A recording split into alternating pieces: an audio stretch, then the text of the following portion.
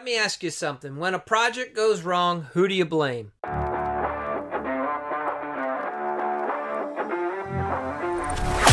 Hello, this is the Hack Hour Podcast, a show where it's all about helping real, everyday, hard-working remodelers learn the secrets to having it all in life and business.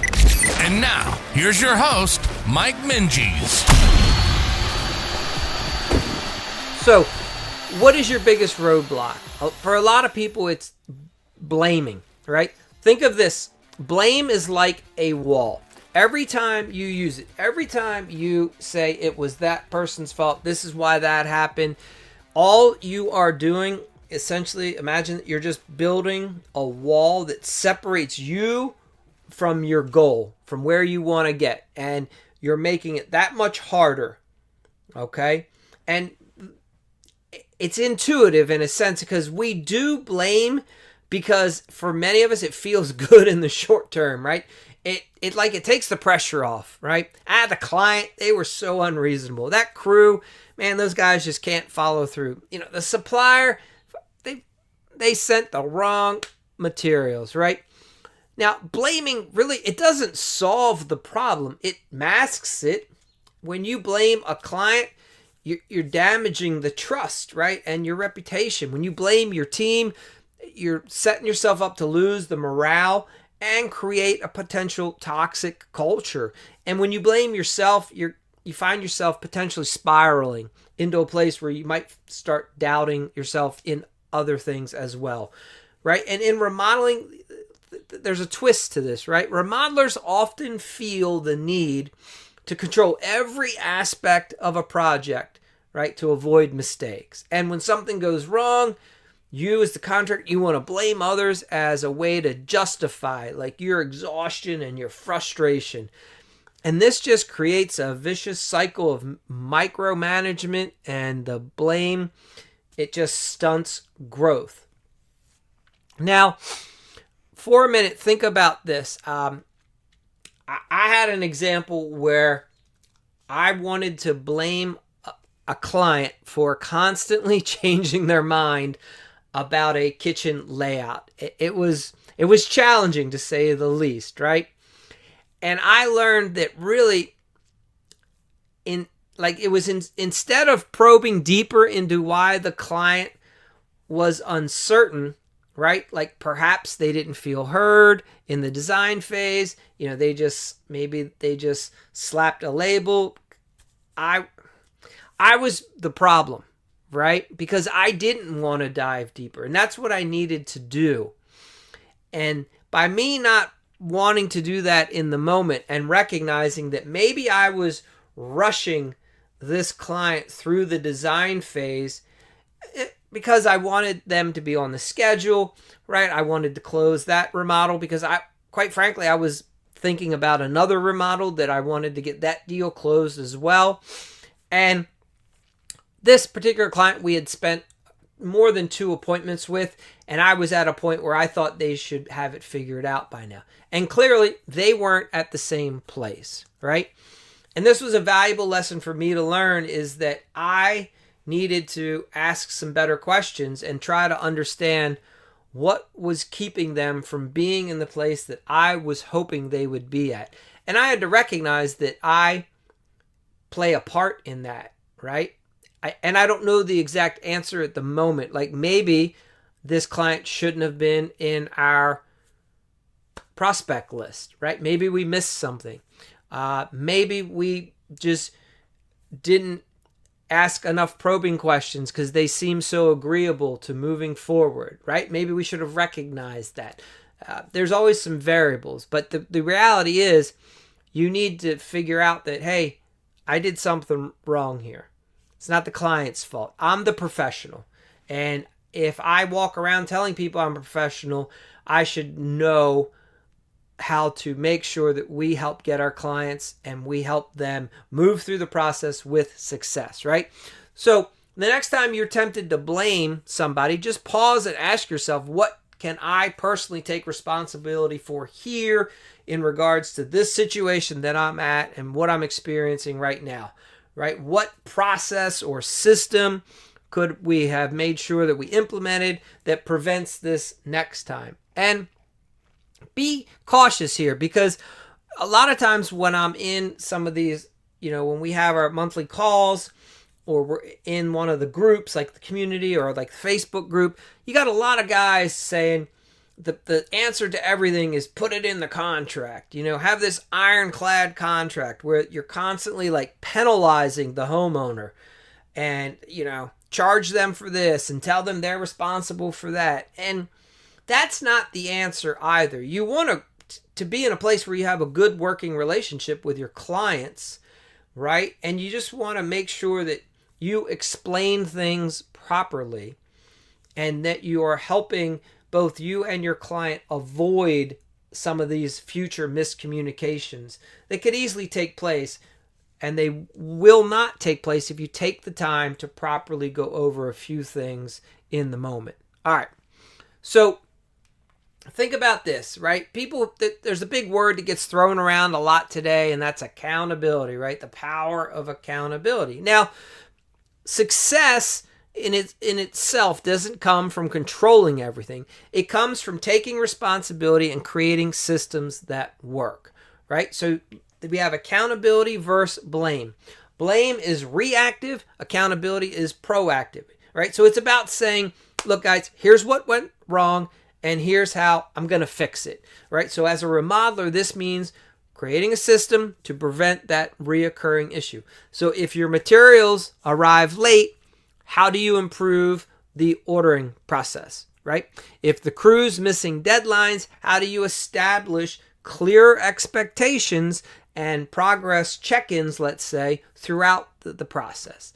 If the clients are unhappy, how do you improve the communication during all phases of the construction so that you're aware of it quicker and so it doesn't build? And this happens because of the fear of accountability, right? Many guys resist accountability because it feels like admitting failure. Now, here's the secret. Clients respect accountability. It shows you're professional. It shows you're trustworthy and willing to make things right. So think about this, right? Imagine we have our client and they're complaining about a delay with us finishing their new patio and their outdoor kitchen, right? So instead of me blaming the supplier, what if I explain the issue and I outline some solutions and I provide a timeline for completion, right? This honesty that I could share with the client, it literally can turn the upset client into a raving fan. See, the clients, it's not that they don't expect any issues. What they get frustrated with is when you don't respond and discuss the issue with them, right? So many in remodelers and so many homeowners have had bad experiences with remodelers in the past where they just get ghosted. The remodeler just doesn't talk to them, and the homeowner's left wondering, like, what's going on, right? So imagine, here you are, your homeowner, your backyard's torn up, some of it's done, some of this patio's not done, part of the new kitchen outdoor living space is installed, part of it's not, and then the crews don't show up for several days, they don't hear from anybody at the company, they don't know what's going on, they get anxious, they're worried, they're nervous, they're unsure. Oftentimes, literally something as simple as, hey, Mr. and Mrs. Smith, so we just found out there was an issue with such and such product. It got lost, it got damaged, it's been delayed. So here's what we have figured out was going to be the best way to proceed moving forward. We're going to stop work. We're going to wait a few days for the item to come in. Then we're going to come back and complete the project. The homeowner just wants to know that you're aware of the situation and that you have a plan for how you're going to resolve the situation, right? And so many people are so afraid to make that call. But for those of you that have the courage to make the call, I will share with you from my own experience, man, that phone call where you just let the homeowner know what's going on and you share with them, even though you don't have it all figured out, you just let them know what the situation is currently, you can just feel the tension drop. And then the client is like, okay, cool. Thank you. Appreciate you letting me know what's going on. Glad you're aware of it, right? All right. So here's the thing that we can take away from this. You want to, specifically in remodeling, you want to make sure that you're starting every project with a pre-construction meeting, right? Where your sales team is passing over the project into the production team. And now, for those of you that use the project manager or lead carpenter, that person explains to the homeowner what the process is going to be like and who's the point of contact, who's going to be the one that the homeowner should discuss with, who's the one the homeowner should expect communication from, right? They should be handing some sort of a schedule and a timeline, right? And some milestones. And just giving them an idea of what it would look like. These are the times our guys typically show up. We'll give you a call the day before. However you decide to manage that, it's up to you. But man, by just giving homeowners a plan and something that they can say, okay, here's how these guys think they're going to go about this project of ours, they will feel much more confident in your ability. All right. So something that simple, again, just having a meeting where you pass from the pre-construction meeting, it goes from sales to production. All right.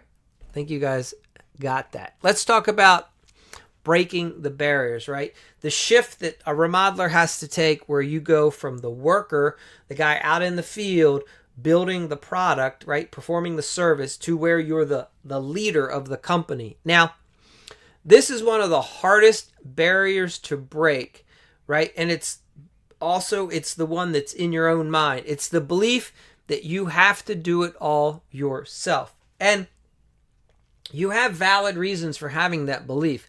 Most likely, you just hired some random person as your helper here and there.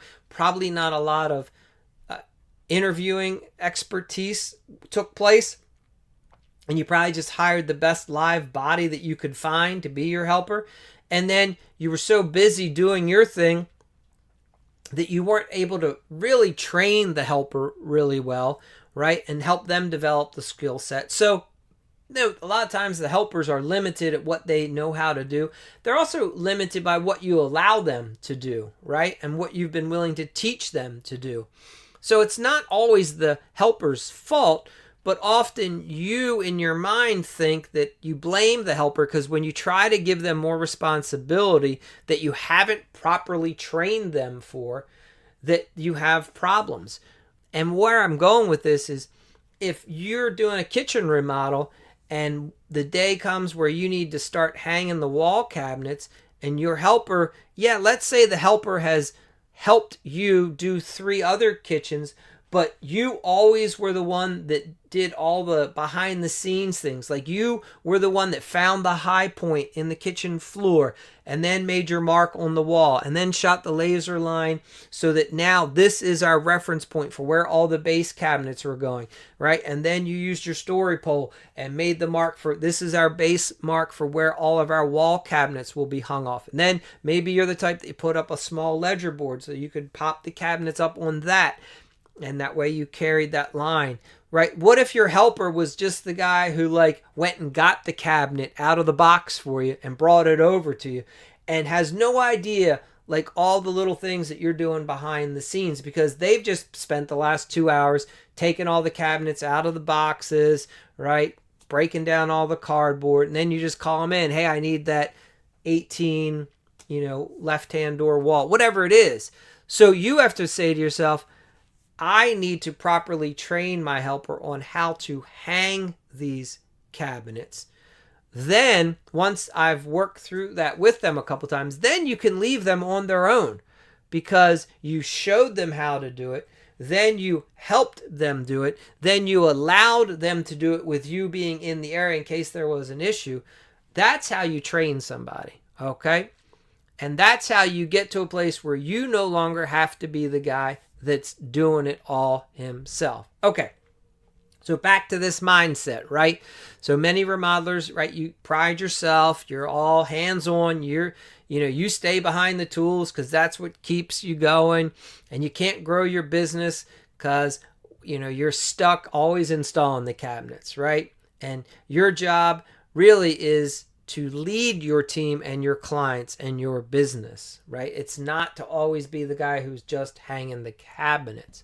So that's right. So the worker mindset is really the guy who's on site all the time doing the work. Now, as a business leader, you need the business leader mindset, and that's where you focus on building the systems and the people, right? You go through that process I just explained with your helper. And this is how you start learning how to delegate, and you learn how to communicate better, and you learn how to develop and trust in your team, right? That way your team knows their value isn't, right? What I'm saying is, that your value isn't in you doing the work. It's in creating an experience that really leads your client to feel thrilled about the job. So, imagine, right? Here we are, we're a remodeler, and you find yourself insisting that you do all the work yourself, right? And maybe you're finishing like 10 jobs a year, and a remodeler who builds a team and trusts them to execute while you can go out and focus on the client relationships and the marketing, well, you might be able to now generate 20 projects a year, and you might be able to have higher profit margins on all the jobs because you're developing your selling ability and you're getting better at estimating, right? And so now not only are you doing twice as many jobs, but all the jobs are more profitable. So a good takeaway here is that for those of you that are struggling is just delegate one task a week that you usually do yourself, right? Whether it's ordering the materials or overseeing a subcontractor. Teach someone else how to handle it, right? Show them how you do it. Give them directions on how they do it. Oversee, work with them so that they can do it, and then allow them to do it with you being in the area to assist. And then at that point, after you've gone through it about 3 times at least, then they'll be ready to take that baton and move on. Okay, and then you'll really watch your business start to grow and you'll start to be able to breathe. All right, we're going to move on. This is a long episode. I appreciate you guys' patience. There's a lot of good stuff in here. So when we're trying to build our dreams, right, and we're serving others to help serve ourselves, think about this, right? There was a guy, Zig Ziglar, some of you might know, big time motivation speaker, salesperson, right? You'll get everything you want in life if you help enough other people get what they want. So think about this, right? So success isn't just about completing projects. It's about transforming the homeowner's life, right? Shift your focus to helping the client live their dream, right? Your clients aren't just hiring you to do the kitchen remodel. They are hiring you to create a space where they can celebrate the birthdays, host holidays, build memories. We've talked about this before in our sales-focused courses, right? When you focus on their deeper dreams, you're going to elevate your value and make that connection stronger. Why this matters is because clients will pay more and refer you more when they feel heard, respected, and understood. Right? So the conversation just starts with being a better communicator. So stop rushing through your meetings or avoiding the tough conversations. Lean in, listen, and ask the right questions. Right? As a remodeler, if you start a client meeting by asking, like, what does your perfect day look like in this new kitchen? You'll start to uncover like those emotional reasons behind the remodel. Right? And they'll design not just a project, but an experience. That way that you're helping everything exceed everyone's expectations. So some takeaways from this section would be, maybe look at adding a few more questions in your client consultation process, right? That really starts to dig into the emotions and the vision for the client of the project, right? Like what's inspired them to start this remodel now? And, how do they see themselves feeling and being once they're in the space and it's complete? What are they going to do with that area, right? And what worries them most about the process? What are they scared about, whether it's hiring you or the next person? You want to ask these questions. Don't be afraid of the answers. All right, now we're into another section here where this is where we start teaching you guys how to balance these buckets of cash that you're going to start generating, right? And this comes from systems that help you create more success, right? So buckets of cash, that comes when you stop chasing the quick wins and you start building a framework and a system that works every time. And here's what remodelers get wrong about profit, right? Many of you think that working harder equals earning more. And we've discussed this at length, right? The truth is profit comes from efficiencies, not effort, right? When you blame the clients or circumstances for the low profits, you're ignoring the real issue, and that's that you lack a system in that particular area. So you literally need to systematize your success, right? Are you job costing? Are you tracking every expense to ensure you're pricing jobs profitably? By job costing, you'll start seeing maybe the areas that you misestimated, okay? What about the client journey? Have you mapped out every step of the client experience from the first contact when you started weeding out and determining whether you're going to work with them, right? All the way through to where you're having the referral parties that we talk about, and they've invited their neighbors and their friends over, right? The project's completed and we're celebrating now. How well do you have a handle on what it's like to manage the client through that entire process? For some of you, these jobs are taking multiple weeks or months, and you need to have a handle on that. All right. How about your team, specifically training, right?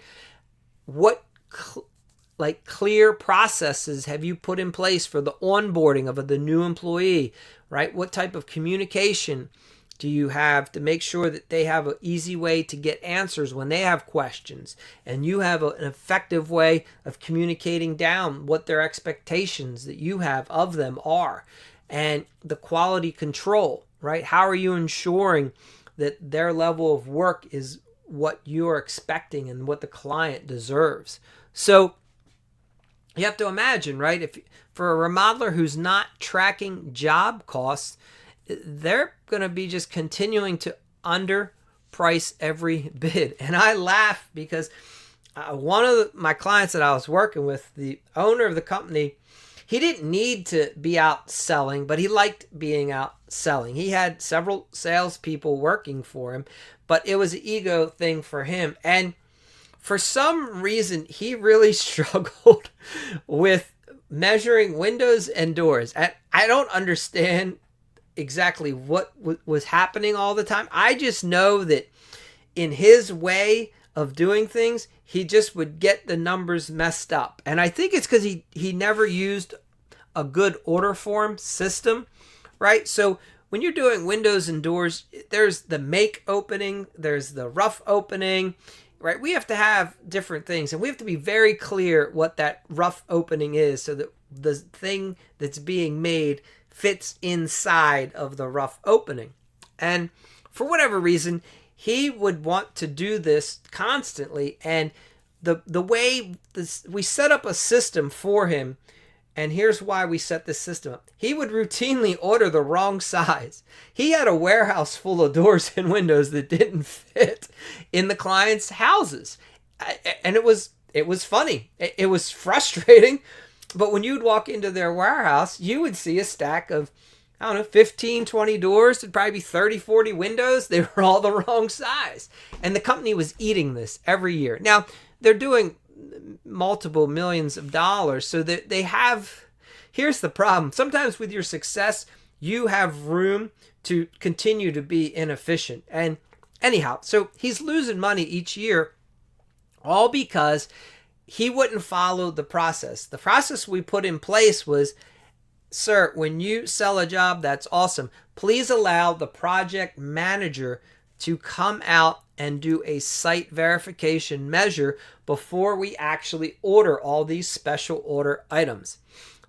And this should be implemented for any of you guys. You should have a second person verifying measurements, right? To make sure before you go and order 30 windows, did somebody go out and verify those measurements? How good? So anyway, we had a process. This gentleman refused to follow the process for his own business, and it continuously cost him time and money. And some days all you could do is just laugh and go, okay, that was measured by him. Another job just like that. So, and what's the frustrating or irony to all this is it is so easy for him not to have a warehouse full of doors and windows that he mismeasured. All right. You guys be better. Listen and learn. All right. So the takeaway from here is, for those of you out in the field still and working and growing your business, you need to set up like one new system this month that's going to improve your efficiency.